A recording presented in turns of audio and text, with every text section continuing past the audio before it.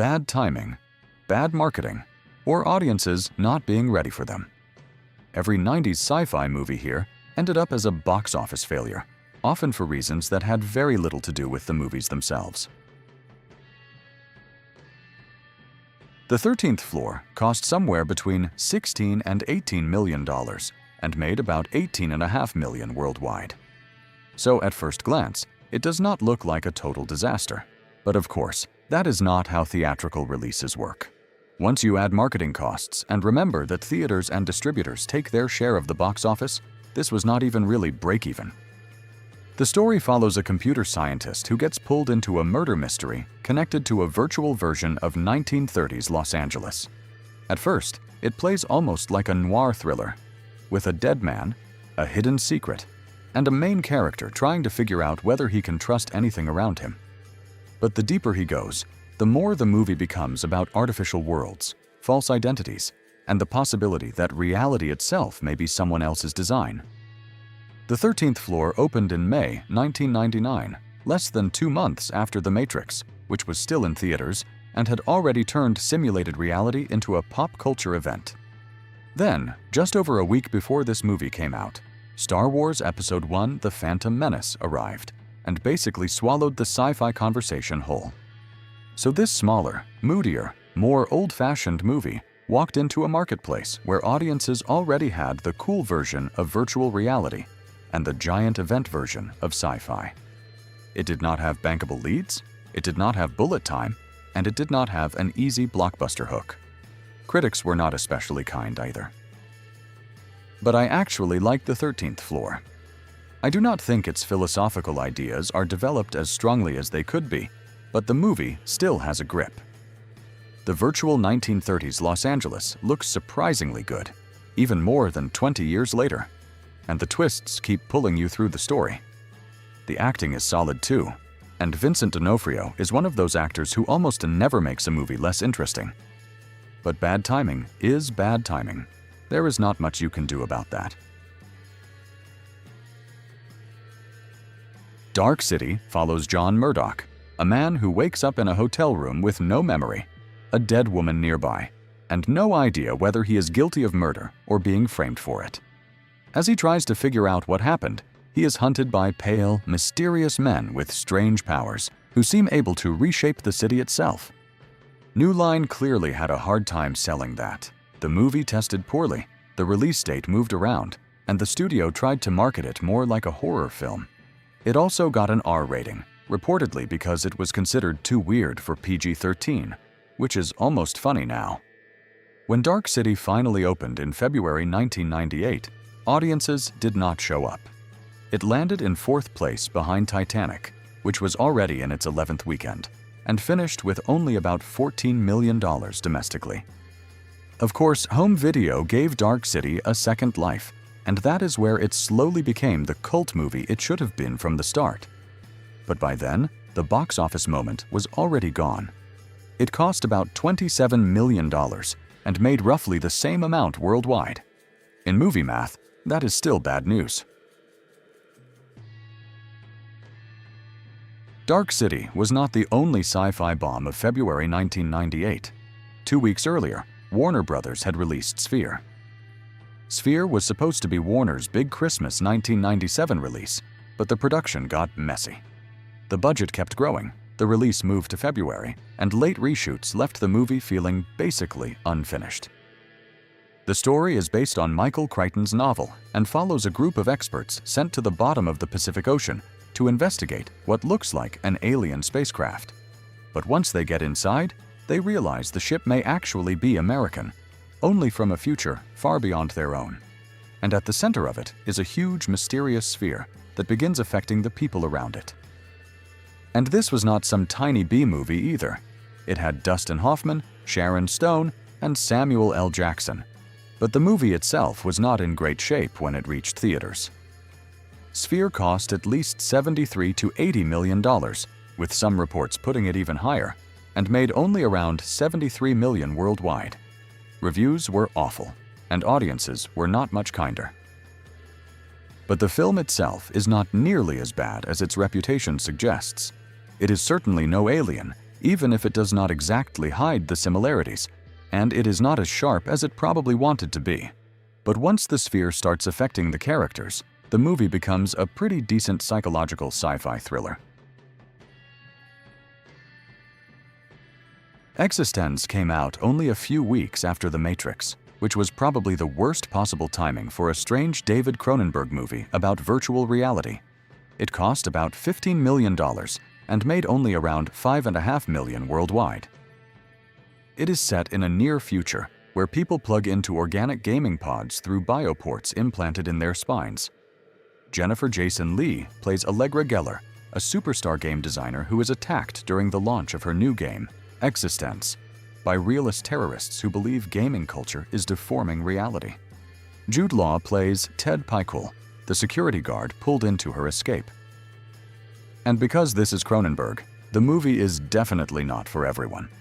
Competing with The Matrix in 1999 was already a tough job, but eXistenZ was never trying to give audiences the clean, cool version of virtual reality. It is more physical and more uncomfortable. The movie gets into questions of free will and the nature of reality, constantly making you wonder whether what you're seeing is real or just another layer of the game. Watching it now, I think it may have been ahead of its time. Event Horizon begins when the experimental starship of the same name mysteriously returns after disappearing 7 years earlier. A rescue ship, the Lewis and Clark, is sent to investigate, with Lawrence Fishburne as Captain Miller and Sam Neill as Dr. William Weir, the man who designed the missing ship. Soon enough, they realize the Event Horizon did not just travel through space. It may have gone somewhere much worse.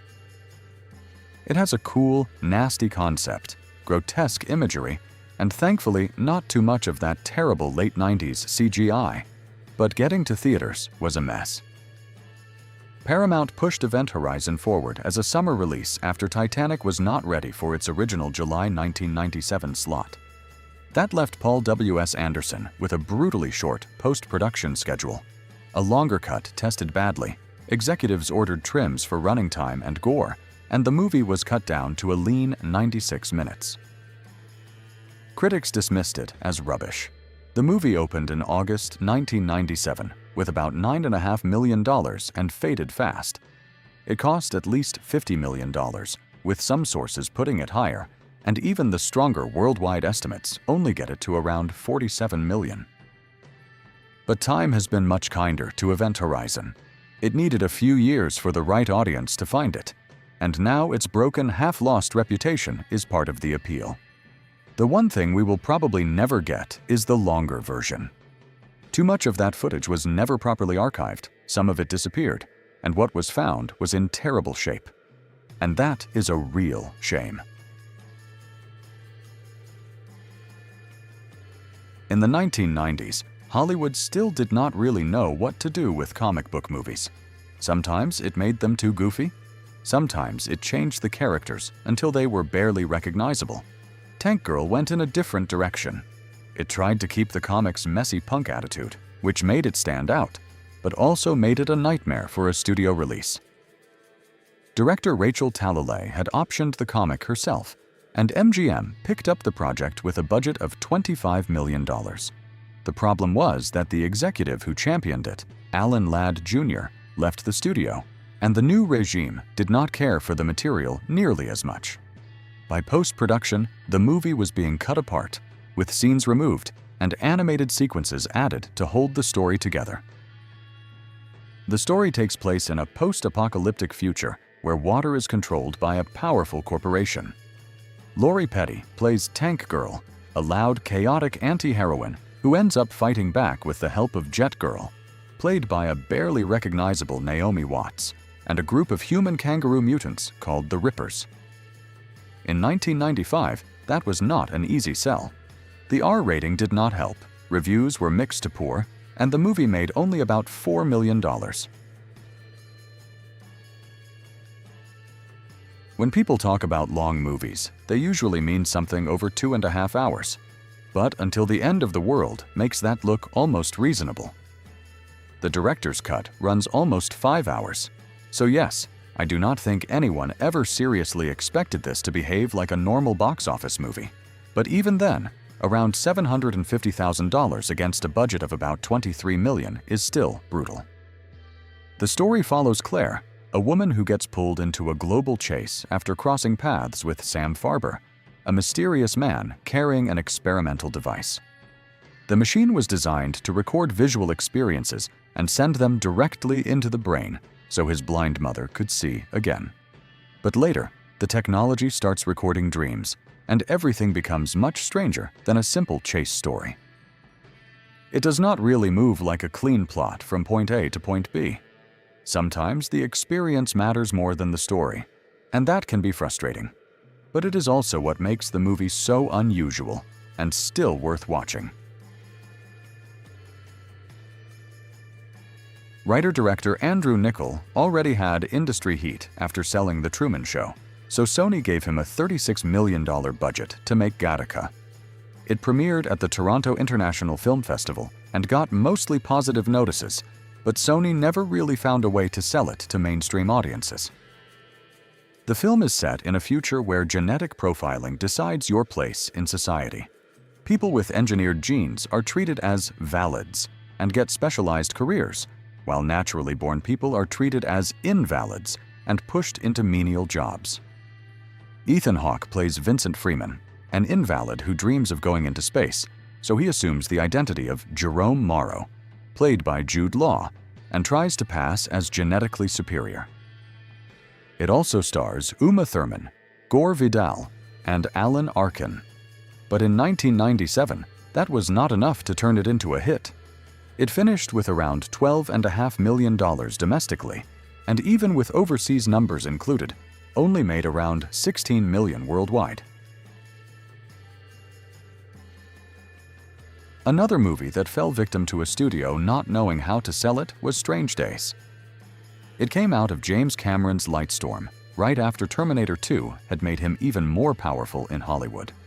Fox had a huge financing and distribution deal with the company, and the film was directed by Cameron's former wife, Kathryn Bigelow. Set in Los Angeles in the final days of 1999, the story follows Lenny Nero, a former cop who now sells illegal recordings that let people experience other people's memories and sensations. When one of those recordings pulls him into something much bigger, the movie turns into a dark sci-fi thriller. The performances are strong, and the social commentary has aged disturbingly well, but the movie also pushed hard into controversial territory. Some critics admired the style and ambition, but others had a real problem with the violence. So the reaction was divided from the start. The failure badly hurt Bigelow's studio career, which feels unfair now because its narrative was clearly looking forward, and the cinematography is still stunning. But back in 1995, against a budget of about $42 million, it made only about $17 million worldwide. I am not sure what anyone expected from a title like Soldier. It sounds less like a movie and more like a placeholder. In 1998, the pitch basically came down to this: Kurt Russell in a sci-fi action film called Soldier. And Russell is charismatic, of course, but even he cannot do much when the movie gives audiences almost nothing to be curious about. The story follows Todd, a soldier trained from childhood to obey orders and survive combat. When a new generation of genetically engineered soldiers makes him obsolete, he is dumped on a waste planet and left for dead. There, he is taken in by a small group of settlers and slowly becomes their protector. It makes sense that Todd is quiet and emotionally shut down, but it also means Russell spends a lot of the movie not doing the usual Kurt Russell thing. For a small B-movie, maybe that could survive, but Soldier cost $60 million and made only about $14.5 million in its reported theatrical run. Still, it has its own appeal now. It is not a lost masterpiece, and the plot is not exactly deep, but the world has a grimy, old-school charm. For something that died this hard at the box office, it is more interesting than its numbers suggest. And now comes the biggest box office disaster on this list, The Postman. But before getting to it, Waterworld deserves a mention. In 1995, Costner had already starred in what was, at the time, the most expensive movie ever made, a post-apocalyptic adventure set in a future where the polar ice caps have melted and the whole planet is covered in water. Say what you want, but I still think it is shamelessly entertaining. It hooks you in and does not really let go. Waterworld is usually remembered as a flop, but if you look at the numbers, it was mostly a domestic disappointment. It made about $88 million in the US against a budget of $175 million, which was rough. But overseas audiences did a lot to save it. The film made about $264 million worldwide and even ended up among the 10 biggest hits of 1995. Still, in the late 90s, making fun of Kevin Costner's giant post-apocalyptic movies was very easy.